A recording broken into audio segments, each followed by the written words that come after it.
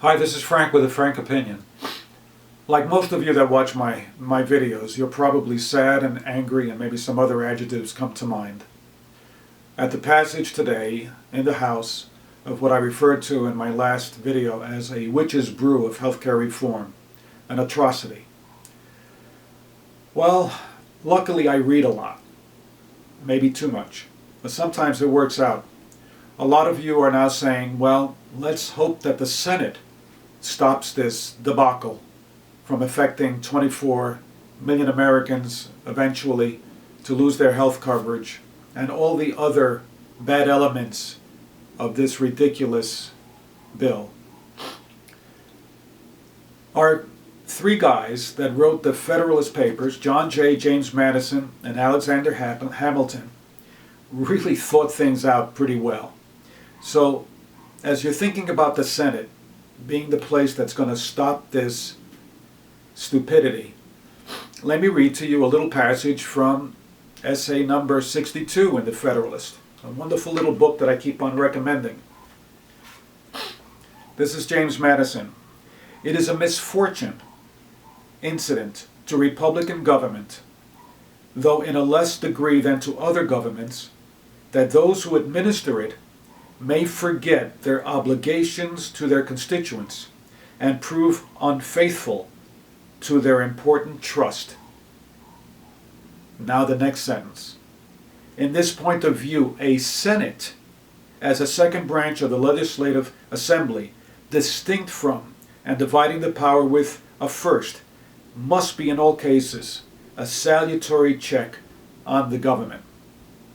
So here these guys figured out what happened today. The House of Representatives, more passionate, younger, there for shorter periods of time. The Senate, usually older, they last 6 years. There's only 2 of them per state. They're going to have a little bit more wisdom, a little bit more experience, be a little bit more solid. Well, let's hope that Jimmy Madison had this right and that the Senate halts this atrocity. I'm going to come back to the Federalist, but I wanted to now call your attention to Thomas Paine, the firebrand who was given credit with igniting the American Revolution through a pamphlet called Common Sense. In addition to Common Sense, he wrote many other wonderful works. One of them is called Agrarian Justice, where he laid out the first international system of social insurance, yes, Social Security. And he even figured out the math at the end. In Agrarian Justice, only 15 pages, it's terrific. He said some things about civilization. The most affluent and the most miserable of the human race are to be found in the countries that are called civilized. Poverty, therefore, is a thing created by that which is called civilized life.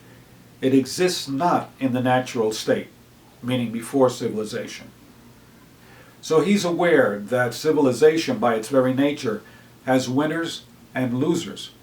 And like a lot of people in those days that thought about things before they enacted them, he had a heart. So he went on to say, in taking the matter upon this ground, the first principle of civilization ought to have been, and ought still to be, that the condition of every person born into the world after a state of civilization commences ought not to be worse than if he had been born before that period. I kind of intuitively have always kind of thought in the same way. I didn't choose to be 6 feet tall, Puerto Rican, blessed with wonderful parents, born in the Bronx in New York as opposed to wherever, the panhandle of Florida, smaller than I am, from parents that were not as educated as my own parents. I didn't choose those things. So I have a hard time with people and with people entrusted with enacting public policy that don't have a certain amount of humanity. And this witch's brew that this cast of characters enacted passed in the Republican House today is an example of the kinds of people that we should not have in that body. Another author, Adam Smith, who's credited by Republicans with laissez-faire capitalism, all holes barred, because he wrote about the invisible hand in the wealth of nations, and if you leave capitalism on its own, everybody's going to be better off. Well, he didn't really think so. And not only in the wealth of nations did he have problems, and stated his problems very emphatically with making sure that we didn't conceive of his wealth of nations as a no-holds-barred capitalistic endorsement. Said in another work, The Theory of Moral Sentiments, the following: two different sets of philosophers have attempted to teach us this hardest of all the lessons of morality. One set have labored to increase our sensibility to the interests of others. Another, to diminish that to our own. The first would have us feel for others as we naturally feel for ourselves, empathy. The second would have us feel for ourselves as we naturally feel for others. Do unto others as we would have them do unto us. I've heard that before. That's Adam Smith.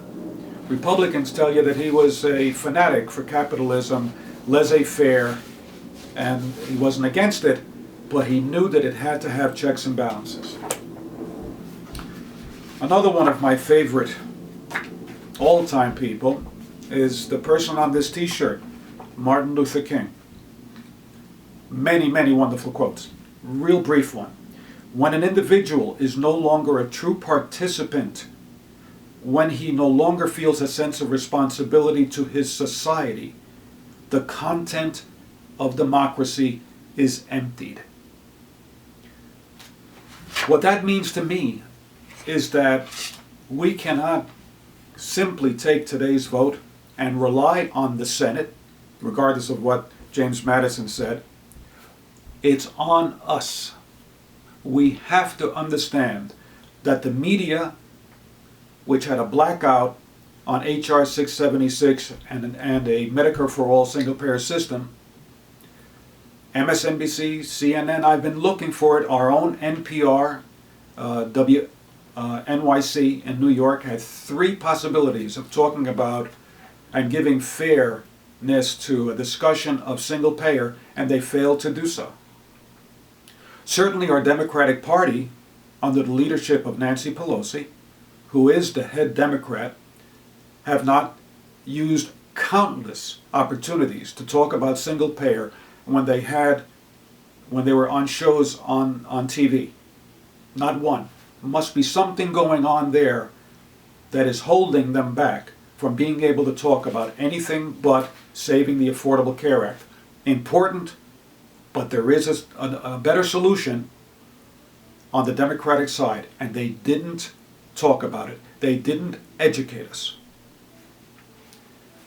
One last, if I can find it, quote, going back to the Federalist Papers again, James Madison, last quote: "It is essential to such a government," meaning ours now, "that it be derived from the great body of the society and not from an inconsiderable portion or a favored class of it. Otherwise, a handful of tyrannical nobles," the Freedom Caucus, I don't know, "exercising their oppressions by a delegation of their powers, might aspire to the rank of republicans and claim for their government the honorable title of republic." Folks, there are some wonderful people in history that have told us what we have to do. I would urge you to pick up some of these, read them, Federalist Papers, the words of Martin Luther King, the real story behind the wealth of nations, etc., and get on it. It's on us to make this better.